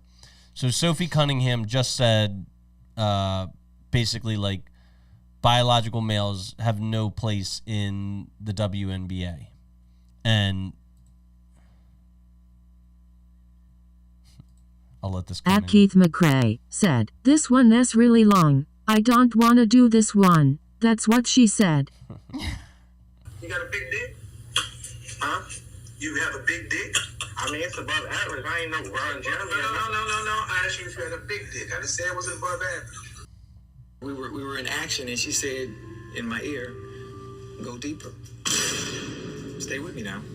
And what hurt me is I was already all the way in. So I had ran out of pee-pee. Okay. So Sophie Cunningham said biological males don't belong in the WNBA. And everybody, all these, like, dumb broads are like, that's bigoted, that's, like, transphobic, and shit like that. So they're the fans of the WNBA are in agreement that transgenders belong in the WNBA. So former NBA star Enes Kanter is officially identifying as a woman and is declaring himself eligible to join the NBA, as well as some other guy like Royce something, I don't know, Royce Jones or something like that. But these two biological men are now identifying as women in hopes of joining the WNBA. What are your thoughts on this? I think think there's a women's league and a men's league for a reason. Yeah, I don't really agree with it. I don't think just because you're identifying as a female, I think that the sport was created to be women and men's leagues, and why is that going to change because of the way that you identify with yourself? Yeah, like I hate all feminists, but the brand of feminists that I actually do kind of like are TERFs. These are trans exclusionary rights feminists. Mm-hmm. They're the feminists that try and protect women's spaces from trans men that seek to encroach on their spaces. I agree with that. Yeah, and so right now the commissioner of the WNBA is holding a meeting where they discuss what a woman is, which is well, I mean, God created a woman from a man, so no. So Dr. Goldstein can create a woman from a man too. Exactly, or a sex robot. I don't know. But yeah, this is one of the biggest faults of the liberal left is the people on the right are trying to figure out how to make the world better, and people on the left are still in the dark ages trying to figure out what a woman is. These are the people that you want staffing your schools. These are the people that you want molding the minds of your youth. These are the people that you want in political office, changing legislature all around the nation. These are the people that you want at the helm of democracy. These are the people that I don't want to exist in the same country as me because they're so fucking stupid. I mean, I wouldn't go as far as that, but I think that the gay community, I don't have anything wrong with them being gay. I think I more so have a thing when they shove it in people's faces and they, I have a lot of gay friends, and they don't do that, and they're very real. And I have friends that are gay that are Republicans, and I have friends that are gay that are Democrats, and they don't do those things. And I think also being a mom, my worst fear about transgender, we already have gender neutral bathrooms, and that's absolutely fine, and I get that. This reminds me, I was at a casino in Maryland or something like that, and I had to go to the bathroom really bad, and I'm pretty blunt. And I had to go to the restroom so bad that I just I don't know, walked into the men's room and was like, I'm gonna use the bathroom because all the stalls were taken in the casino, and I was like, fuck it, no one's in here. I'm gonna, and there's stalls, right? So you think okay, you're going into a gender neutral bathroom, there's stalls. But I know someone that went to New England and they walked in and there wasn't the gender neutral bathroom had 2 stalls and urinals. And that concerns me because I have a child, and what are they going to do? The next thing they're going to do is start creating gender neutral. I mean, some of the schools might have even done it, but passing gender neutral bathrooms in the school. So my son's going to walk in and see a man or a woman with a dick piss, you know what I mean? Or it's dangerous. You don't know what, if they have a mindset like that. I mean, kids don't really know where they're at that time, or maybe they do, but I feel it's a danger, definitely. Thinking as a mom, even just being if I was out in Cape Cod with my son and I never let him use the men's bathroom. I'm always in the women's bathroom with him because I trust it. But if I saw a gender neutral bathroom, you best believe I'd be walking in that bitch and being is there a urinal in here? Because I'd make my kid piss on the side. What are your thoughts? What are your thoughts on people who allow their cognitively disabled child to transition? I don't agree with that because they're mentally unstable. Yeah, like They don't know what they want, and sometimes like a lot of people in the Christian community believe that you're insane and you have mental, and it's like witchcraft, and you have mental issues if you even think about identifying as transgender. like, all right, like I really believe this. No child thinks that they're the wrong gender until some psychopathic adult plants that idea into their fucking head. Or the like, media. Yeah, like so somebody was around your child and like decided to tell them that, oh, you might be born in the wrong body or something like that. Like, the truth is, you weren't born in the wrong body. You were born in the body that you were born into, and you're supposed to be in the body that you're in. Like, yeah, I feel that. I mean, there are adults that don't have filters around children, and I think that it's really important because in the school system, especially public school systems, but I guess that's what you get if you're putting your child in a public school if you don't have the money to pay for a Christian school. But I feel like they're teaching it and they're normalizing it in school. And as a Christian woman, I believe you're born gay. So I don't necessarily think that. I think if you're indoctrinating your children and your children are being indoctrinated in school, then it's not their fault. But I do think that at home you should put a stop to it and, try to explain it. I mean, I had to explain when my son went to school and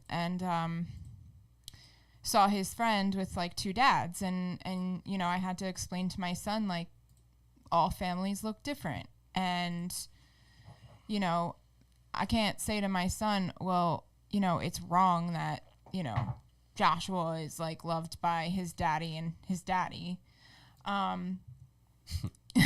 I always think about Veteran Stadium. Did you ever go to Veteran Stadium when you were a little kid? No. Where? In South Philly. So before the link, I'm a Jersey girl. I know that. So Veteran Stadium was like kind of like a shithole, but it was our shithole. It was Philly way. It was made for both the Phillies and the Eagles. So like they would just roll out turf over the baseball diamond, and like the players were tripping up. It was like the messiest like field in the NFL. The best kind. And it was just this like giant concrete coliseum that went up like all the way to the 700 section, and like the fans were rowdy. It was the first professional sports stadium in the world that had a jail cell in the basement, and there was like little stray cats and rats that were just like running around in the basement of the place.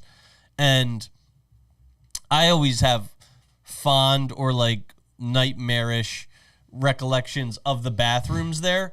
So there wasn't urinals, there wasn't stalls. Well, I'm sure there probably were urinals and stalls, but what most of the people did to like take a piss fast was there was just a trough. Just a trough, and everyone just whipped their dick out and pissed in the trough. And like as just like a little kid, like imagine like a little like 6-year-old kid in this like bathroom with a bunch of like grown ass men like whipping their dicks out, and you're all just like staring at the trough. Yeah, like that's how child abuse starts. No, I mean in China they piss in holes, so I mean, like, what are you gonna do? But I guess they couldn't afford anything, right? But I would definitely have nightmares about that. You're like big hairy balls and like a big dick. like I saw that. I'm traumatized at 6 years old. Like, oh my God. You're like basically throwing baseballs around, but you're dealing with balls in the bathroom. A big bat and 2 baseballs, and you're like, Daddy, I thought we were here to watch football. All right, so back to our shit. But I think we're in agreement. Like the WNBA and all women's sports are exclusive for a reason. Like biological females are inferior at athleticism, and I mean, I guess not all types of athleticism. They're more like flexible and limber. Like I'm sure the girls in many forms of gymnastics and cheerleading are like better fit for those types of athletics, but for contact sports and collision sports and like combat sports like MMA, basketball, football, soccer, hockey, you know, all those sports. Which is funny because a lot of men get injured in those sports. Well, yeah, because they're like... Because they're pussies. No, I'm just kidding. You know, do you know what the number one most injury-ridden sport is on a high school level? My mind would go to wrestling, but I feel like it's cheerleading. That's correct. Yeah, because I was a cheerleader and I know what goes into that. And there's so much like aerial acrobatics. Oh yeah, it's gymnastics. Like you're constantly doing like. Yeah, you're doing all the back handsprings and things like that. Like you can just like sprain your ankle in no time. And they're like they're throwing these little girls like 20 feet up in the air, and they're flying up there. Yeah, and you could just fall right down. But that's why there's spotters But it's like women that are spotting women, and if they're not strong enough, like well, that's the end of her career. Yeah, and that's why you see.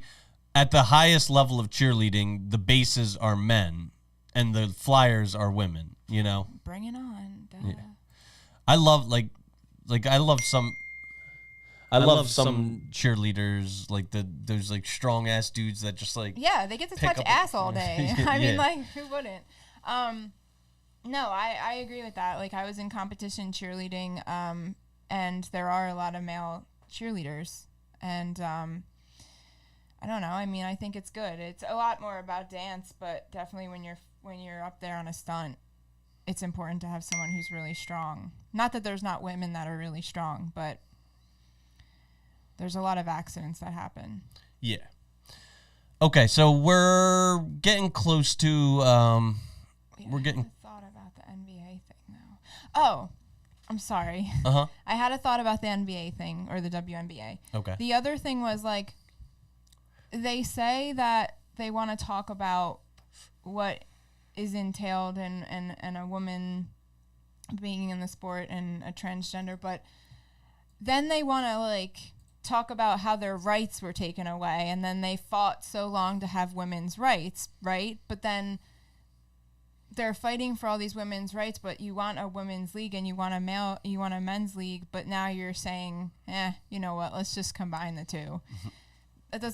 It doesn't add up. It's like hypocritical, and I feel like a lot of politics go into these things, and money obviously is a factor. So I feel like it's very hypocritical. Yeah, like I mean they won't outright say it, but these two men that are trying to join the WNBA are doing so like satirically. They don't actually identify as women, but they're like trying to they're trying to expose the hypocrisy and saying like, you know, and it's actually working like effectively. Like they're scrambling to defend their beliefs, and their beliefs are indefensible. Oh man. What? My mom's just like helping all these old ladies. She lives in like a retirement complex and lives with my 90-year-old grandmother, and so she said she's like helping an old lady, and that's why hasn't watched. Oh, that's good though. At least she can help them. Yeah. She's a good person for that, because a lot of people would just be like, sorry. Yeah. So, all right, we're gonna do a few more of these, and then we're gonna wrap it up. Around 4 months ago, I started dating this guy. We met on Hinge. We hit it off instantly. We texted and FaceTimed for about a month before we agreed to finally meet. On his Hinge profile, it did not mention that he had any children. I'm letting this chat come in. At Gallo Chingan said, if those guys do make it the WNBA, it'll make those games actually entertaining to watch. I just want to see Enes Kanter just yamming on these bitches like fucking... They don't even need to like shoot the ball. They'll just need to like bully them into the like post and then just slam dunk it 50 times a game. They're going to be putting up hundreds.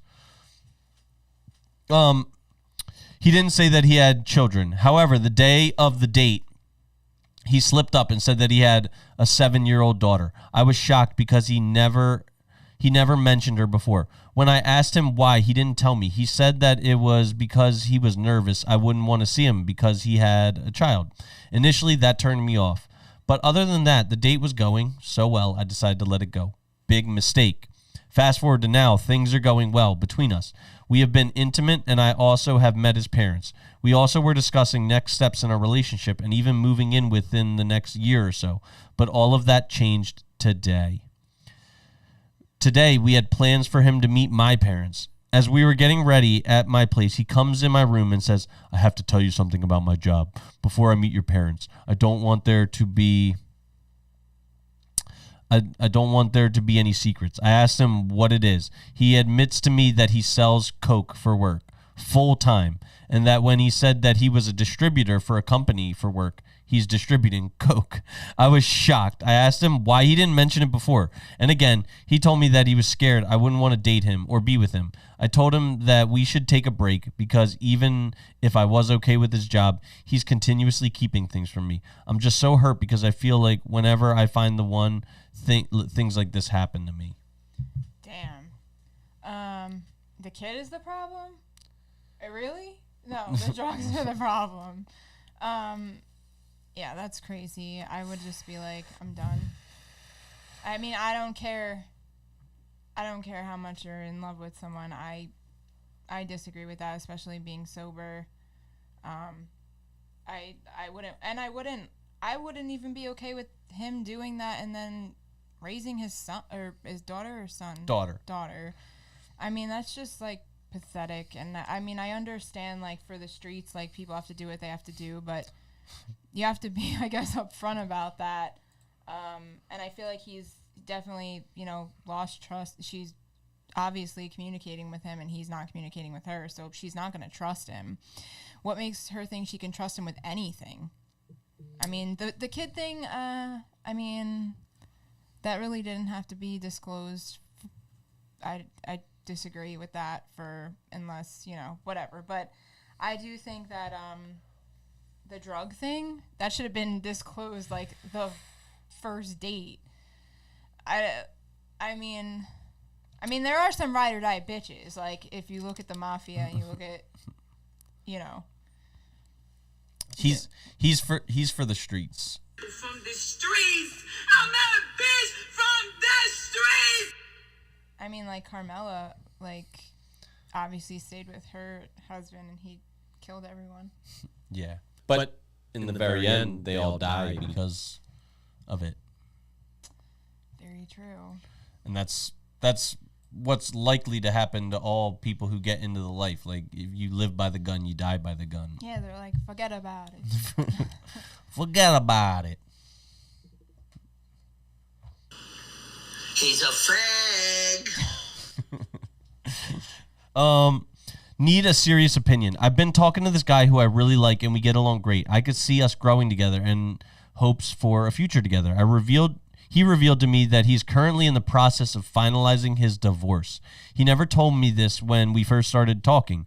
He said because she's on a visa that the process has been taking long, as well as her pushing it back. He said that he's willing to get a lawyer involved if she continues to be difficult. I just don't know what to really think or do because this was a huge surprise to me, and I think I would have felt differently if it was told me the very first day. I'm asking for people's personal opinions. What would you do in this situation? Would you feel comfortable still talking to him and getting involved, or would it be better to wait until it's finalized?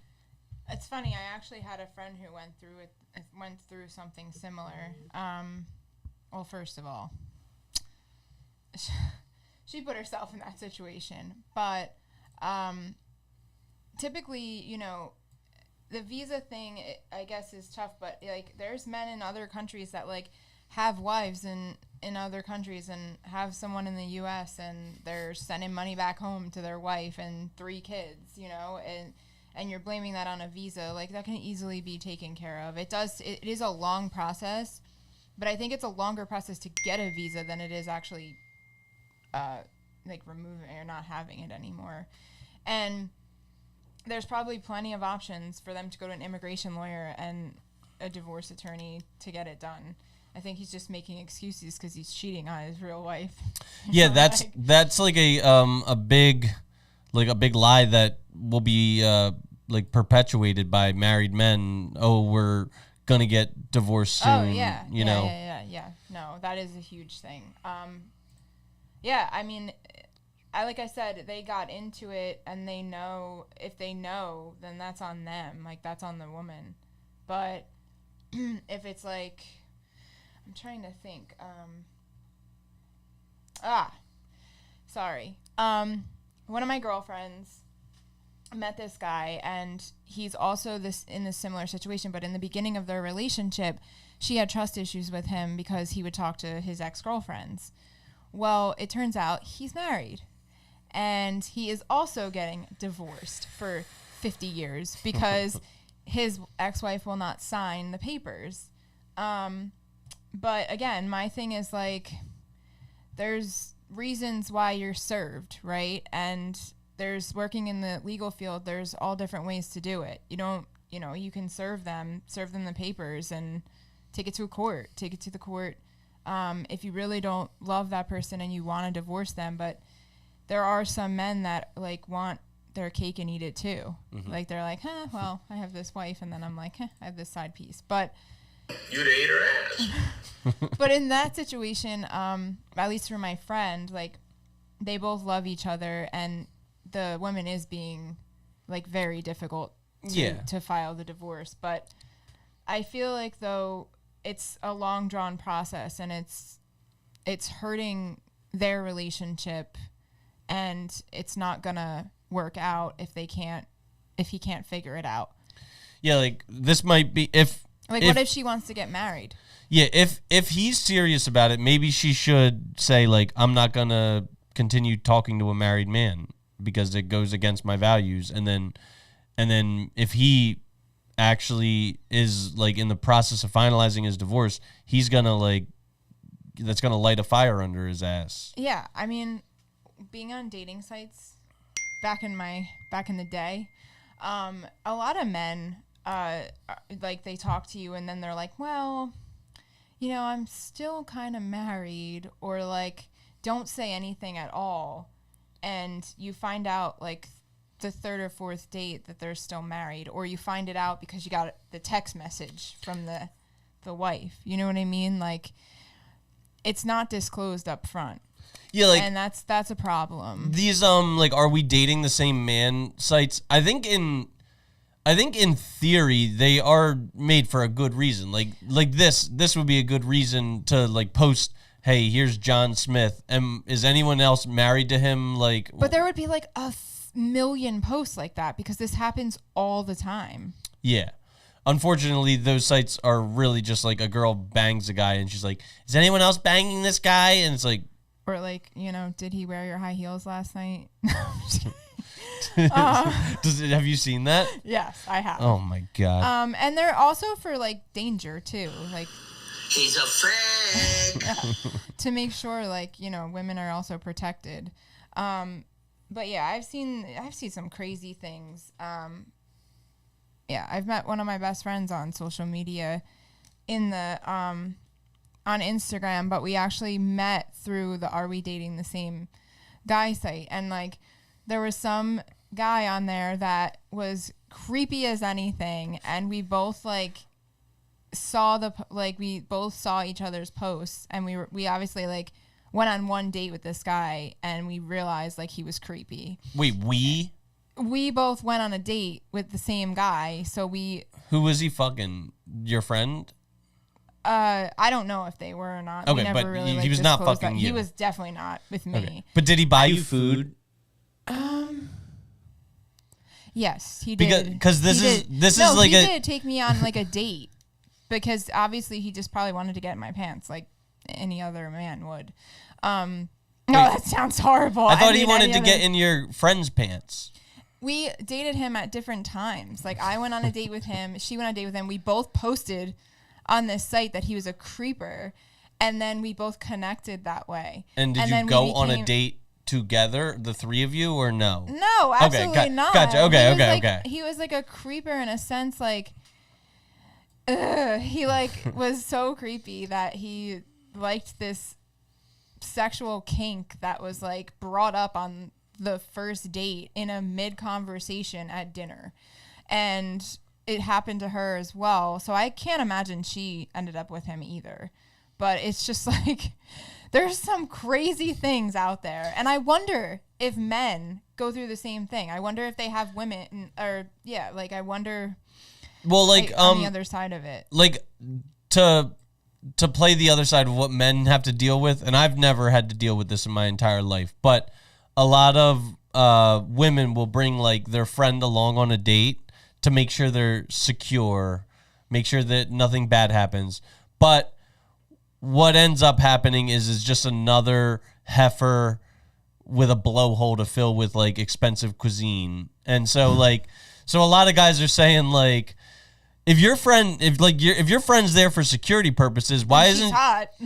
no, like, if she's there for security purposes, why isn't she like patrolling the perimeter right now to make sure there's no danger? Like, why is she sitting here at the table consuming this food? Like, why is she like at the table? I mean, because she's just trying to get. If she's smart, she would like, I don't know, be at the bar, like not even noticeable to the man, or maybe like out close by texting to make sure, or sharing locations. I feel like that's like defeating a date purpose. Have you ever have you ever texted your friend on a date like, it's going bad, like get me out of this? We have when I was in my previous dating, we used to have like SOS words, like I don't know, just like different words and like codes for like, you know, or oh my God, there goes so as far as this. I've never done this before, but somebody created a fake like a phone number. Like, I guess it's like Google or whatever. And this girl created this Google phone number so that in the purpose of like the date going bad and something happening or them being in danger, they could like text from this phone number.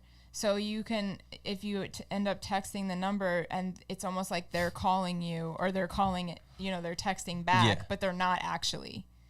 And it's to like avoid the date. But I just like, with my friends, I'm just like, yeah, this shit sucks. You know, like, I'm like, I need to get out of here. Like I said, I'll be done in 30 minutes because clearly we have absolutely no connection, and it's not worth my time. All right, so this will be the last one we do. Okay. So, innocent comment or sexual preference? My husband made a comment after sex, and I'm not sure if I should brush it off or if it's what he's really thinking. I want to be clear. Me and my husband are madly in love. Our relationship is great, and he's never commented on this in the 8 years we've been together, which is why his comment threw me for a loop. We were having lazy Sunday marathon morning sex, the best kind, am I right? And after, he was just kind of stroking and playing with me lightly down there. You know, when you're touching your partner's thing, not for arousal, but just because you can. And then he said, there you go. I know you always wanted it to look like this. And I saw that he kind of tucked my pussy lips. Like Burton or shit. There you go. I know you always kind of wanted it to look like this. And I saw that he kind of tucked my pussy lips in to be smaller. I technically have labial hypertrophy. I technically have labial hypertrophy, inner lips bigger than the outer. And while personally every once in a while I've wished it was smaller and cuter, I'm positive I've never once voiced that insecurity out loud to my husband, nor has he ever said anything about it. I want to brush it off as no big deal, maybe just a random post-sex random thought, but I can't get the thought out of my head that maybe it does bother him. What I want to know, especially from the guys who have wives that might look different from the norm down there, you see it, you notice it, do you have a preference for look? I want honest answers, please. Damn. So, first of all, everybody's body is different. Every vagina looks different. But, like, for him to just, like, say it at the most intimate time is, like, not the right time. Like, wrong place, wrong time, man. I feel like he should have, like, approached that in a different way. Maybe just not, the delivery was terrible. Yeah, the delivery method was terrible, but I feel like she's probably, like, really insecure now about it, and it's probably one of the things that bothers her the most. So I know he thought he was doing the due diligence is, like, speaking out about it, but probably not during that moment. And I think she should express that to him and how she feels. He just wanted to make sure that it was... Tight. I was just going to say that. And when I say, it felt good. Like the camel noodle soup. Good. You told me you loved me. Well, I told you to stay the fuck away from me, too, but I guess you didn't hear that part. I heard you. I heard you loud and clear, but then you stuck your tongue in my coos and fucked me so hard, I figured you changed your mind. All right, guys, thank you for bearing with us. I just want to give a shout out to my most longtime and loyal sponsor, Holler Boys Beef Jerky. So it's summer. I know you guys are going to have an active lifestyle. You're staying fit. You're staying mobile. You're staying active. So one of the best on-the-go snacks is beef jerky. So if that's the case, I can help you. They got flavors like peach bourbon, honey habanero, southern barbecue, fuego, Chesapeake, and original. These flavors will light your taste buds ablaze. Located in Middletown, Delaware, Holler Boys is the only place I go for clean, lean beef jerky that doesn't have any trash ingredients like preservatives or nitric acids. Holler Boys caters to a paleo or keto diet and features Worcestershire sauce, brown sugar, apple juice, soy sauce, and more. It's a high-protein food, which is why I incorporate it into my weekly snacking routine. For flavor for days that'll make you holler and stretch your dollar, go with Holler Boys Jerky. That's holler with an A. Visit hollerboysjerky.com.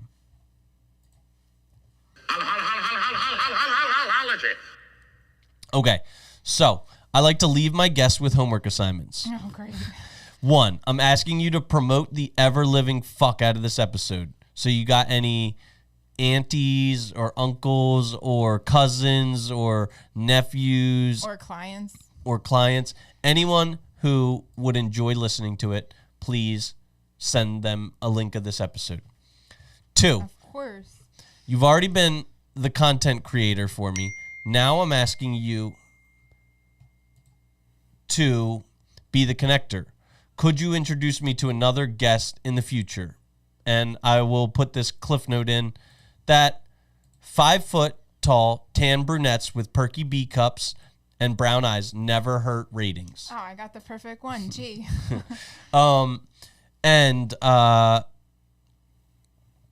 And would you like to, if anybody wants to follow you or connect with you, would you tell where on social media you can be reached? Sure. My Instagram is DNC_glam.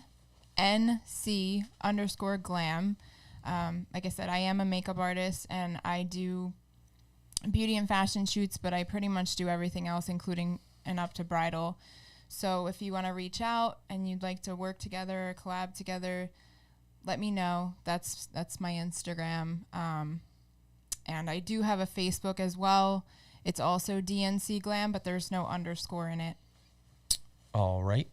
And all right, this one is like kind of hard, and I'm sorry for putting you on the spot about it.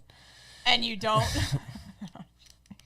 If you were to live a long, this is called 3 truths. If you were to live a long and a fruitful life, and I hope that you do, I hope that you live to whatever ripe old age that you want to, 110 years old, 115 if you want to live that long. I hope that you do. And I hope when you pass away, you feel no pain and you're surrounded by your loving family and your life is a list of completed goals and aspirations. You live the perfect life. I really hope that you do. But when you die, All of your life's work goes with you. Every Instagram post, every Facebook post, every term paper, every photograph you've ever taken, every text message you've ever sent, all evidence that you ever existed goes in the grave with you. You're allowed to leave behind these 3 truths to the next generation. What are your 3 truths going to be?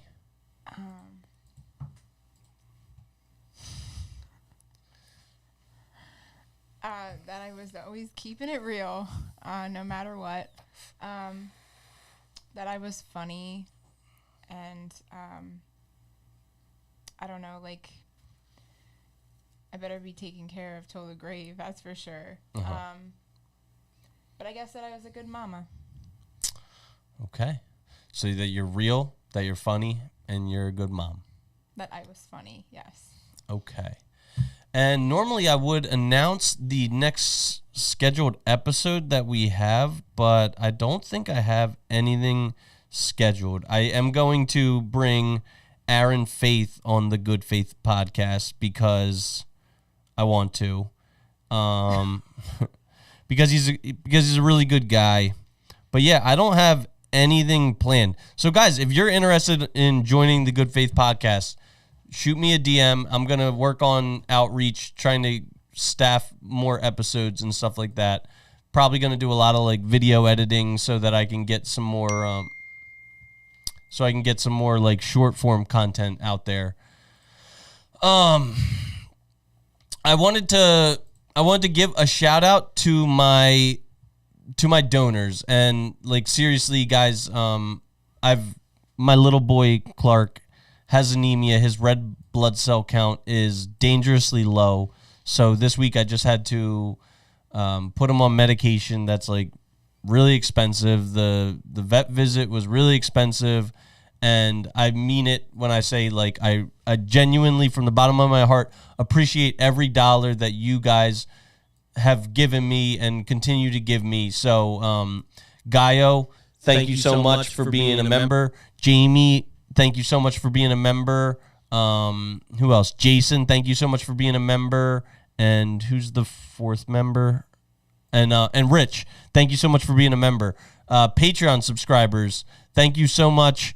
Ryan, Peanut, thank you so much. Mom, Dad, Kate, Scott. Is there any other Patreon subscribers that I'm forgetting? I think that's about it. So thank you so much to all the people who have already assisted me in financially, because I mean it, like it all goes towards running this podcast, and I don't even recoup my money with that.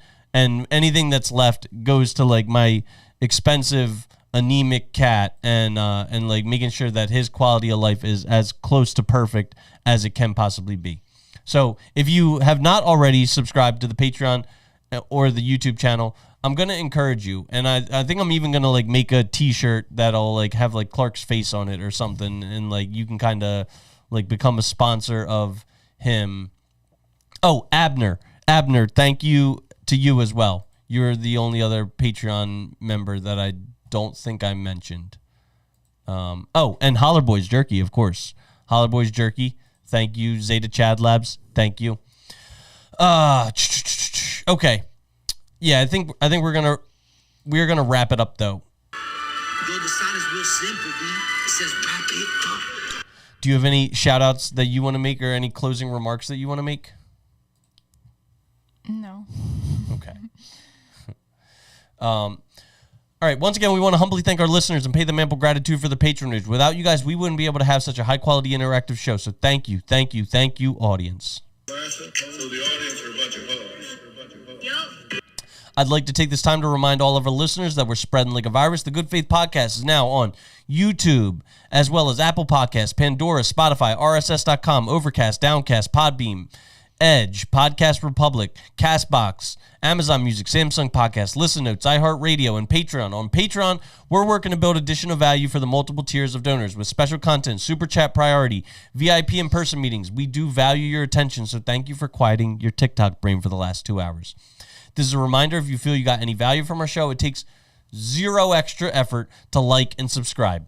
It'll move us closer to our goal of having thousands of subscribers, which will bump us up in the algorithm, expose us to more potential listeners. If you guys want to share us with more of your friends, we'd be absolutely delighted.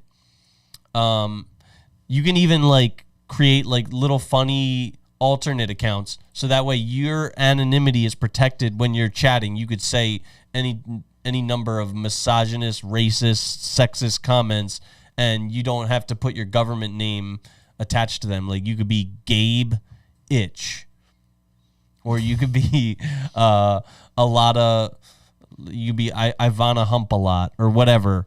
And if you create that kind of like alter ego, then you could say whatever type of rude, crass shit that comes to your mind, and you don't have to worry about the HR department seeing you on Monday like, what did you say? At Keith McRae said, "We're gonna wrap it up. That's what she said." Though the sign is real simple, B. It says wrap it up. Keith, thank you. Thank you for always being a loyal viewer, even though you don't ever give me any money. And it's because you're a very okay. Yeah, we're gonna wrap it up here. Do you gotta go to the bathroom? I'm just doing my outro. So thank you so much, Danielle, for joining me. Thanks for having me. And like you were a great guest, great conversationalist, and the people loved you. No. Yeah, you're funny, you're real, and you're a great mother. Thank you. Guys, if you live in the greater Philadelphia area, you want a guest star on the show, please reach out to me in an Instagram DM at Christopher Bulick.